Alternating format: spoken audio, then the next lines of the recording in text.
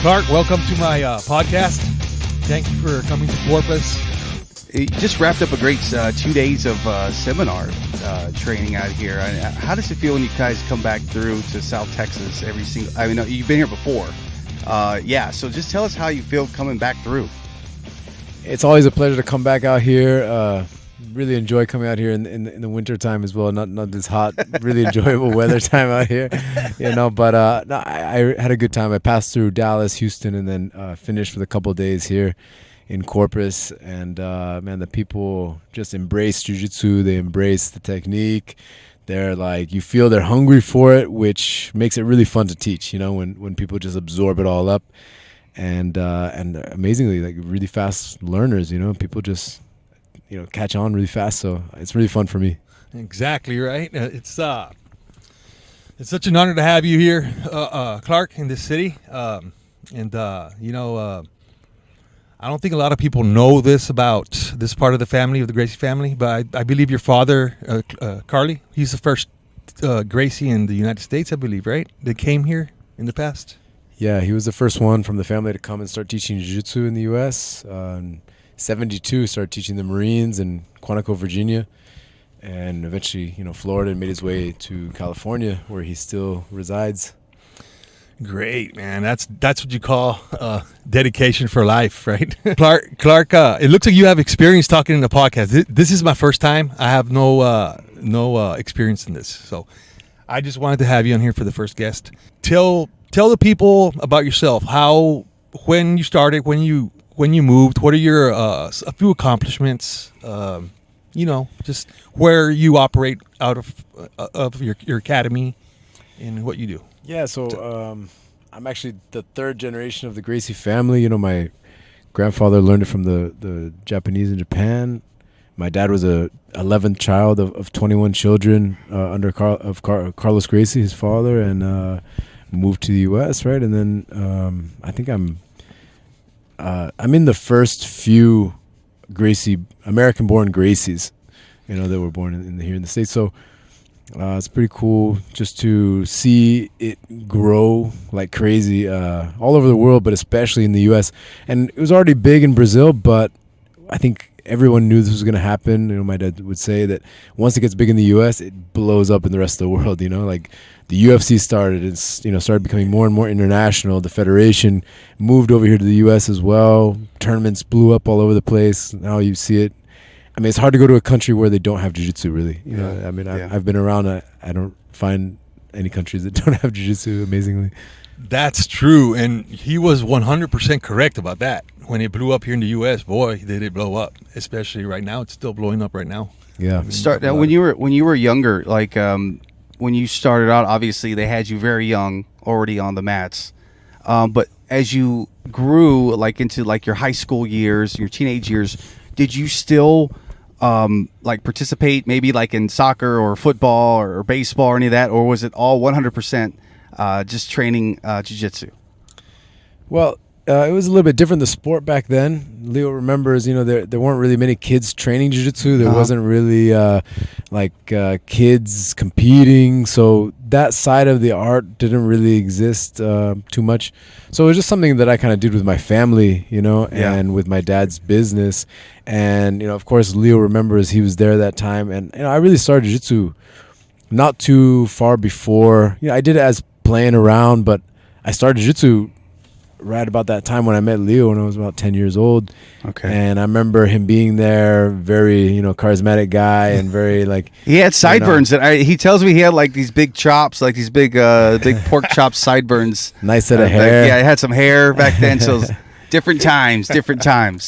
But, I remember he was a character, he was a cool guy, great energy. Talked a little bit different than the California crew. But oh, yeah. Tex-Mex. But it was cool, man. And I always remembered him. He told some interesting stories back then that I didn't forget about. And I think we lost touch for a little bit, in my teenage years. And then when I was like in early 20s, I ran into him at a tournament. I was like, "Whoa, it's Leo! What's up?" What's up, dude? I think it was like maybe in Irvine at the Pan Ams or Worlds, one of those tournaments. Yes, we ran into each other and then stayed connected. And I was really happy to see like that he got his black belt and he has his own academy now. you know. And then I come out here and you see how many people actually Yeah. hold him up high and have respect for him here. It's kind of all come Well, thanks, full circle, guys. right? It's got to kind of come all full circle. You know, you as a 10-year-old, Yeah. and now coming in and showing us, some great jiu-jitsu with these seminars here in Corpus Christi. So, going back that far, how has the martial art changed from when you first started till now? I mean, there's got to be so much evolution out there now.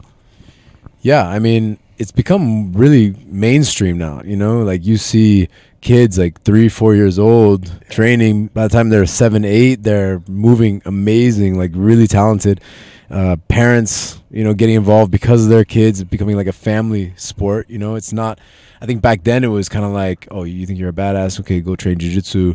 You think you can fight? Let's see, what you can do. Now it's like, come have fun, come, like it's for everybody. It's, Gracie Baja says, jiu-jitsu for everyone. Mm-hmm. And that, it holds truth in a lot of ways, and it's very, It becomes a lifestyle, exactly, right? Sort of, and carry it as a lifestyle, not just for these guys that want to show that they're tough. And there's still space for those guys too that want to be. oh yes, like There's always space for those guys, right? yeah, those guys still have a spot, but there's also a lot of extremely tough guys in jiu-jitsu that don't look like tough guys, right? Yeah. They look like kind of like your average person. You're just like even kind of nerdy guys, Yeah. or girls, and guys that have experiences where they're a tough guy, bodybuilder, whatever. They come in, they get choked out by a girl that's half their weight, Yeah. Yeah. exactly. and then they either decide, okay, you know what, I either don't have the ego to be able to deal with this and I'm out,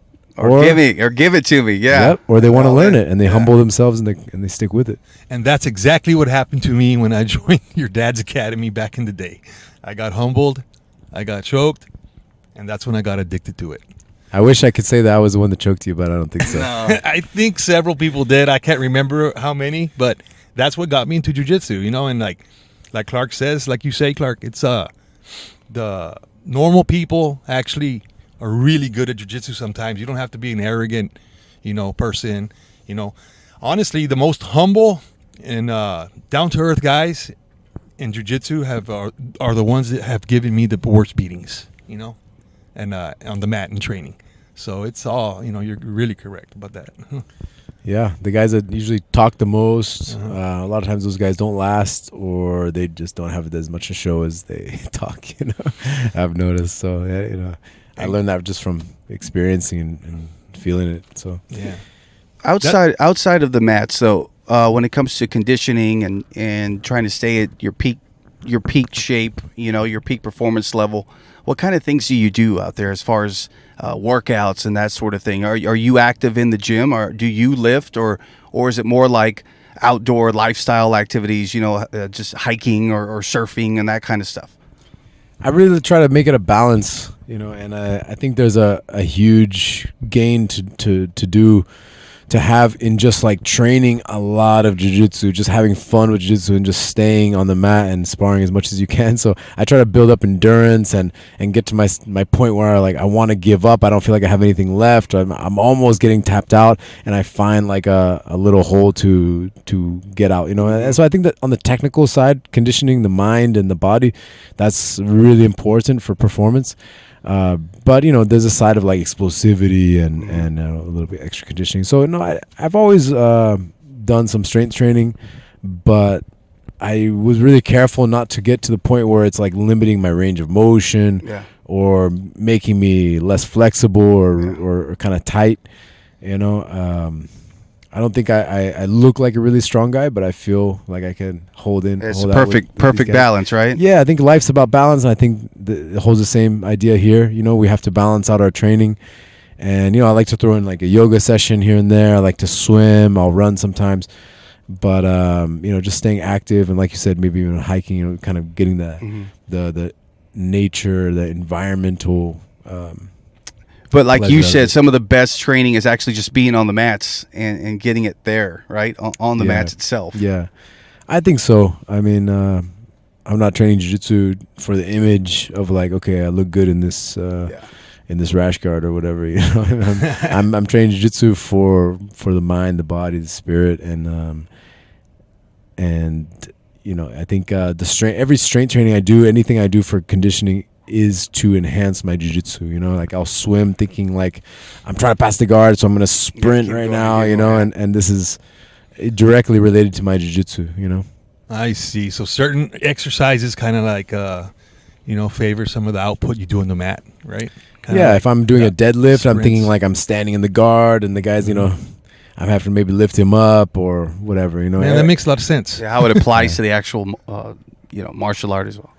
Yeah, and I'm lifting weights in a way that it's not to get bulky, but actually that muscle density, explosion, and muscular endurance. You know, I think muscular endurance is the scariest one, where you feel like your body just can't go anymore because it's just depleted, right? Yeah. So especially when you're not fighting against the barbell, you're fighting against someone trying to choke you. You know what I mean? Exactly. The scariest time there is. But you can learn a lot from that too as well if you control your ego. I always say this, Clark. There's people with a healthy competitive nature and a unhealthy competitive nature, and I don't think people really bring that up too much. But I think a healthy competitive nature is the one that's going to get you to you know, get on track and learn easier. You know, so.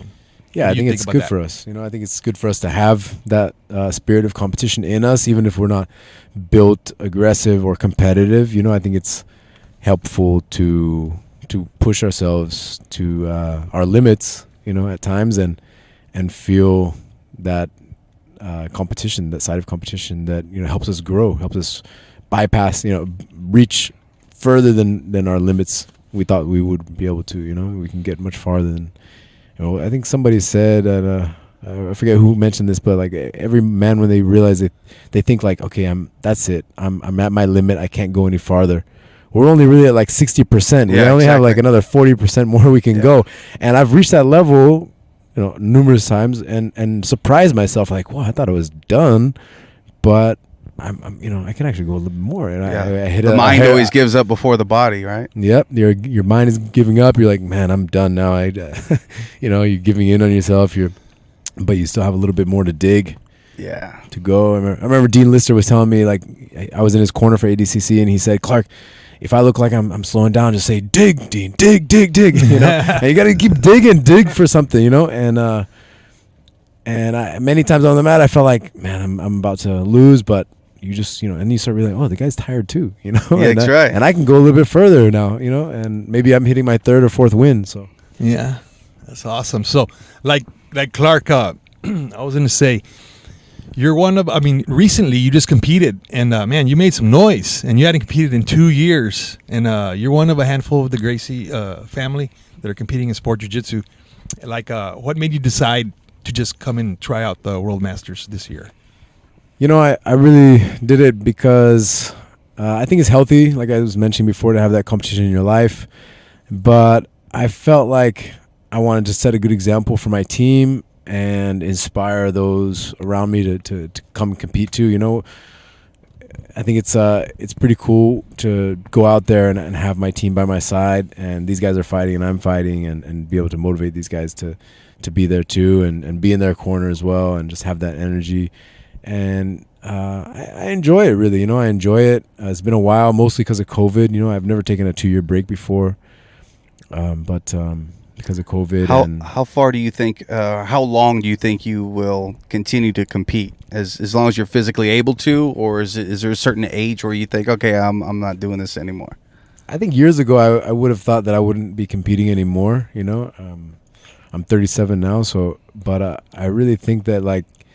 I feel fine, you know, like I don't really feel like my body's giving in or breaking down, you know. I mean, I feel fine, you know. So I enjoy it, and I don't think I'm as hungry as I used to be. Like, man, I gotta beat everybody, or I gotta make a name for myself. I'm doing it because when I feel like it, when I like it, when I feel like my body needs. It's in your blood. Yeah, you know, and I think it's hard, especially when you spend like a decade doing competitive sport in general.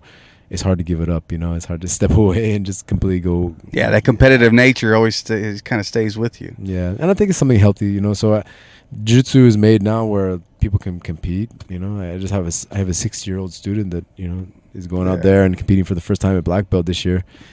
And so if he's 16, he's competing, you know, what's There's stopping? no excuse. You know, what's stopping me? Exactly. Makes sense. Sure. So Clark, I know you got to get going soon, you know, so this will not be too long, but I just wanted to thank you for coming on this. I guess I could call it the show, or what do they call it? Yeah, Do you know? Man on a Planet. Man on the Planet, whatever it's called. The Leo Leo Cantu Cantu. show. That's Man, what an honor. The inaugural. the you're the first. You're the first special guest. So The first, yes, sir. So Well, it's an honor for me. Hopefully, I can be on it again. We can get a little into some deeper topics because I know we have some awesome conversations. Oh yes, there's a bunch. You know, I just I couldn't pass this opportunity up. And man, thanks again, Clark. You know, I appreciate you you know, connecting with me and staying connected with me. And I've only met great people I've met so many great people in jiu-jitsu, and it's something that I really cherish every day. Thank you so much, Leo. Likewise, man. It's an honor to be connected, and you know, remember seeing your face when I was 10, and now still being able to stay in touch with you. So it's yeah, really cool. man. Time flies. It's like life is like a time machine. Time flies. But anyway, Clark, till next time, I hope you have a good holiday. Thank you. Merry Christmas as well. Happy holidays. Okay, thank you, Clark.